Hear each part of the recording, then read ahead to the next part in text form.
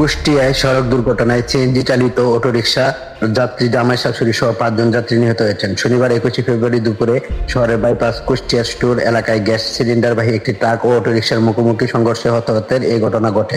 প্রত্যক্ষদর্শী ও পুলিশ সূত্রে জানা গেছে, দুপুরে যাত্রী বোঝাই অটোরিকশাটি শহরের কবুরহাট থেকে বাইপাস সড়ক দিয়ে যাচ্ছিল।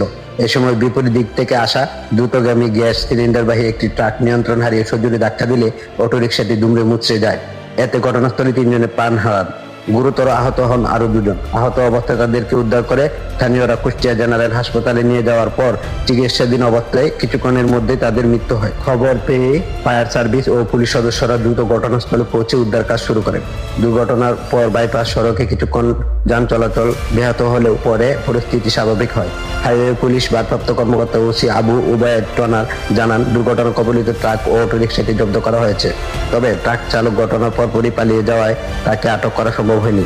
এ বিষয়ে আইনি প্রক্রিয়া চলমান রয়েছে। 5 জনের মরদেহ ময়নাতদন্তের জন্য কুষ্টিয়া জেনারেল হাসপাতালের মর্গে পাঠানো হয়েছে বলে জানান হাইওয়ে পুলিশের ভারপ্রাপ্ত কর্মকর্তা।